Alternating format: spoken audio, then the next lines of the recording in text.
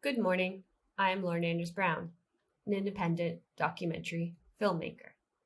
Being behind the camera in over 40 countries has resulted in hours, days, terabytes of footage.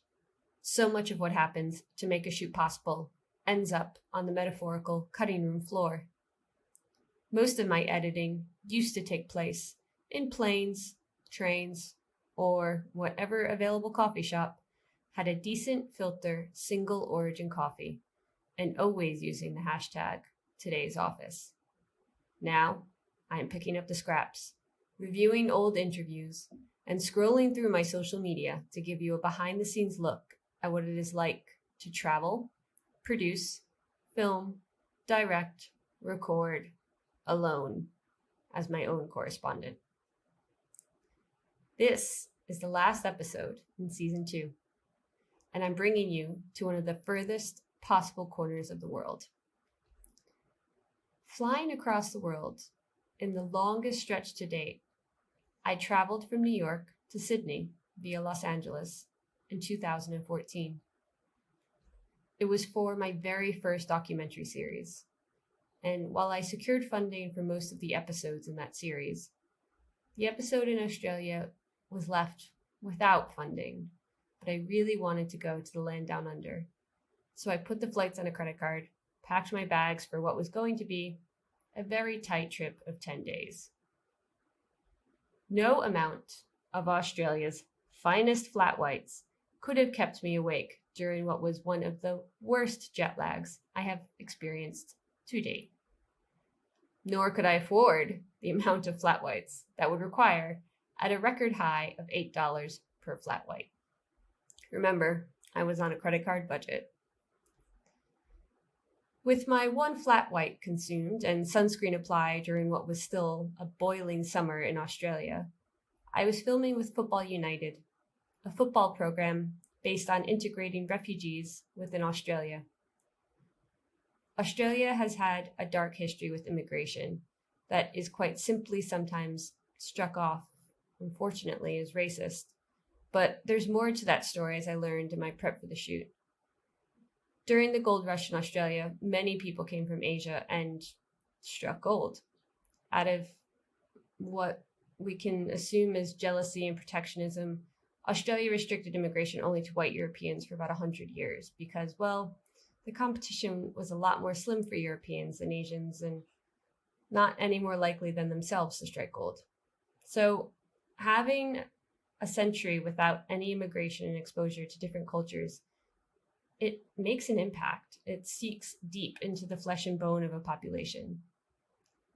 So it's left Australia with an issue within its borders, along with the massive mistreatment of the Aboriginal community.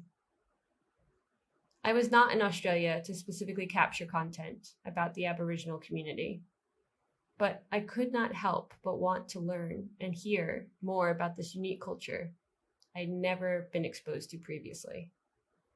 So our host, the wonderful Anne Bundy-Baroost, connected me with her colleague Sally Fitzpatrick for a conversation about her work in public health within the Aboriginal communities.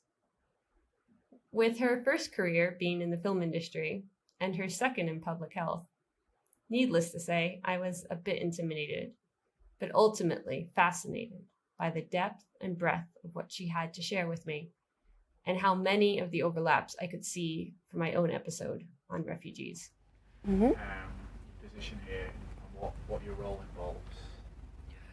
Okay, so my name's Sally Fitzpatrick and I'm looking at you. You are indeed. Okay. So my name's Sally Fitzpatrick and I'm a lecturer here at the University of New South Wales in the School of Public Health and Community Medicine, where I teach Aboriginal health. I'm part of the Murray unit, and we do research, and we do teaching, and we do a lot of community service with the Aboriginal community in our local area as well as around Australia. Can you give us a description of what a typical sort of day involves, some of the challenges that you face within that role? So in the day I spend at Murray, I'll be teaching in cohorts of Aboriginal and non-Aboriginal students in the postgraduate public health. I'll also be teaching undergraduate medicine students, I usually teach in their first year, in their very first course of medicine. We do research projects here, we do quite a few contract works. Our focus is on the youth, their social emotional well-being, and supporting programs that are working from the ground up to make a difference. A lot of our critical friends, we call them, are people who have started a project locally, and they work with us to put an academic framework around the work that they're doing and to use our measurement tools that have been developed by colleagues to demonstrate the effectiveness of the work that they're doing. And so a lot of our research is around Aboriginal ways of being and doing, but translating that into in a systematic way so that the effectiveness can be demonstrated to government, to funding bodies, and to the community, because the community want to know that the effort that's going into something is worthwhile as well. What are, we talked about this earlier, what are some of the challenges on the topic overall? Because you said it's kind of a sort of difficult time for Australia at the moment with the Indigenous topic, the debate. So because it's, there's an old saying in Australia, and the question what are the challenges? There's an old saying in Australia that being Aboriginal is political. I'm not an Aboriginal woman, but I work very closely with my extended family and with my colleagues. And I see the day-to-day pressure that comes from acrimony or abuse that they might experience about their race or poverty or a number of things. Each day there's a challenge that is dealt with, and I see my colleagues go through it all the time. For example, right now there's a very acrimonious national debate about the Racial Discrimination Act. Now in Australia we've had the Racial Discrimination Act since 1975. It's based on the United Nations Declaration on the eliminations of all forms of discrimination. It's almost a textbook copy and paste. And there's effort at the moment from what politely are described as the conservatives in the country to allow people who may have bigoted comments about people or may want to humiliate people on the basis of race to have the protections about that lifted and removed from the Racial Discrimination Act. And that's for people who work and live with those kinds of slights against themselves and their families every single day. That's a very scary thought. And we have a feeling, I guess, on one hand you've got overtures like let's have a debate about including Aboriginal people in the Constitution, and on the other hand you've still got policies around these so-called freedoms of speech where there's no discussion about the responsibility that goes with that. It's like we have a discussion about rights, but a human right must entail responsibilities if it's in an Indigenous context, but in a non-Indigenous context it appears that you can just have a right and there's no discussion about what your obligations and responsibilities are with that right. And these inequities, they just constantly prevail. It's okay for other people. There's still this stuff going on about essentialising different groups. I don't know. I know that there's quite a deal of concern in the ethnic communities as well. I see that in the literature and magazines and stuff like that. And I've listened to the Race Discrimination Commissioner, who's made a really strong stand against the watering down of these provisions. But it'll be a very sorry day when if the Attorney General is successful in changing the law to that extent. We can only hope that common sense will prevail. But I watch every day. I've got colleagues who are very, very, very dark-skinned.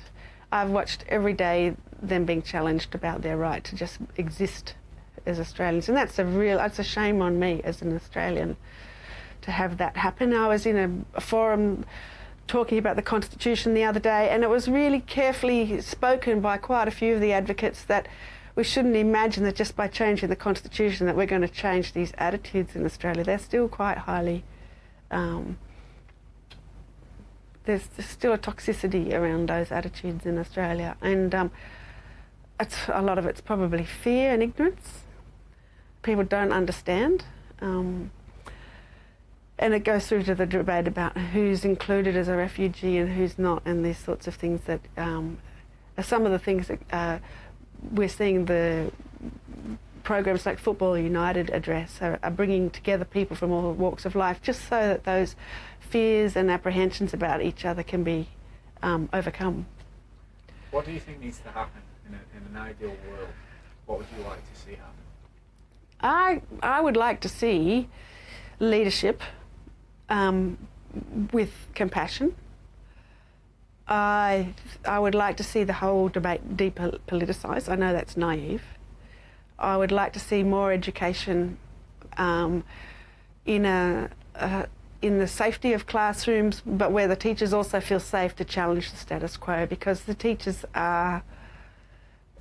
They are also responsive to their school communities, and that I know is a real tension for a teacher to manage. They can be promoting an inclusive view in their classroom, and they may get feedback from the parent groups that they've overstepped some line.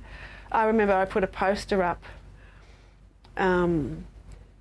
It was about Reconciliation Week, which is a formal process in Australia for a decade. The formal process isn't so much. Sorry. Sorry. We're making a clip. We filled this card. Yay! This is probably one of my most favorite scraps from the cutting room floor I found recently. It's always powerful to hear someone who has lived an experience, but it's not always easy to relate to them if the experience seems too distant. Sometimes it can be equally powerful to hear from someone you relate to on different levels and hear their work in supporting others who have lived that experience. Such is the case with Sally, who highlights so many of the health reasons why racism on all levels needs to be addressed everywhere in the world, and how we can learn from one another. These themes are picked up in the inaugural Australia Global Health Film Festival taking place in August this year. The partnership between Global Health Film, our Season 2 sponsors, and the Australia Global Health Alliance will feature excellent storytelling on a wide range of global health issues, including inequity, gender violence, and commercial detriments of health. The program will be available on VOD and live stream, as well as some in-person events in Sydney, Melbourne, and Canberra. Find out more at globalhealthfilm.org. And that's all for this month and this season. Back next month with more from my own correspondent. Do join me.